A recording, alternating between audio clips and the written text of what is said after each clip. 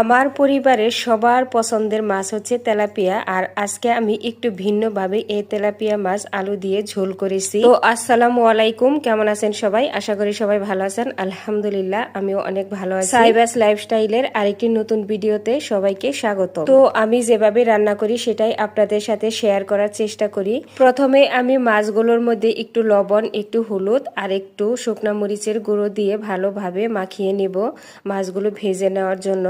তো মাখিয়ে নেওয়া হয়ে গেছে। এবার আমি পরিমাণ মতো সয়াবিন তেল গরম করে নিয়েছি। এবার মাখিয়ে রাখা মাছগুলো তেলের মধ্যে দিয়ে ভেজে নিব। তো এক পাশ হয়ে গেছে, আমি উল্টিয়ে নিচ্ছি। তো সেম ভাবে আমি দুই পাশে মাছটা ভেজে নিয়েছি। তো মাছগুলো ভাজা হয়ে গেছে। এবার আমি মাছগুলো উঠিয়ে নিব। তো এক এক করে সবগুলো মাছই আমি উঠিয়ে নিচ্ছি। তো যাই হোক, মাছগুলো এক এক করে আমি উঠিয়ে নিলাম। তো উঠানো শেষ হয়ে গেছে। এবার আমি ওই কড়াইতে আরেকটু পরিমাণ সয়াবিন তেল দিয়ে গরম করে নিয়েছি। এবার আমি কেটে রাখা আলুগুলো দিয়ে ভেজে নিব। তো আলুগুলোর মধ্যে একটু লবণ আর একটু হলুদ দিয়ে নিলাম, যাতে আলুর কালারটা অনেকটা সুন্দর আসে। আর আলুটা কিন্তু আমি একদম কড়া করে ভাজি করব না, হালকা ভাজি করব। তো আলুটা কিন্তু হালকা ভাজি করা হয়ে গেছে। এবার সবগুলো আলু আমি উঠিয়ে নিলাম। এবার আমি ওই কড়াইতেই সামান্য কিছু জিরা দিয়ে ফোড়ন দিয়ে নিব। তো তরকারিতে জিরা ফোড়নটা দিলে কিন্তু খেতে খুবই ভালো, সুন্দর একটা গ্রান বের হয়।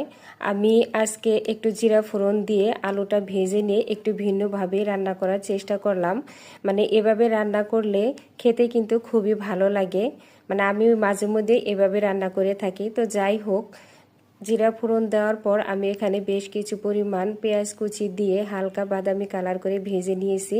তারপর সেখানে একটু পানি দিয়ে একে একে হলুদের গুঁড়ো, মরিচের গুঁড়ো, ধনিয়ার গুঁড়ো, স্বাদ মতো লবণ, রসুন বাটা সব মশলা দিয়ে ভালোভাবে মশলাটা কষিয়ে নিয়েছি। তো মশলাটা কষানো হয়ে গেলে সেখানে আমি ভেজে রাখা আলুগুলো দিয়ে সামান্য একটু পানি দিয়েছি, যাতে লেগে না যায়। এখন মশলার সাথে আলু ভালোভাবে নেড়ে চেড়ে আমি কষিয়ে নিব। তো আলুগুলো কষানো হয়ে গেছে। এবার আমি পরিমাণ মতো ঝোলের জন্য পানি দিয়ে দিচ্ছি। তো ঝোলের জন্য পানি দেওয়া হয়ে গেছে। এবার আমি একটু ভালোভাবে নাড়াচাড়া দিয়ে দিলাম। ঝোলটা যখন একটু কমে আসবে তখন আমি ভেজে রাখা মাছগুলো দিয়ে দিব। তো ঝোলটা অনেকটাই কমে আসছে। এখন আমি ভেজে রাখা মাছগুলো এক এক করে সবগুলো দিয়ে দিচ্ছি। তো মাছগুলো দেওয়া হয়ে গেছে। এবার আমি ঢাকনা দিয়ে 5-7 মিনিটের মতো সময় নিয়ে রান্না করে নিব।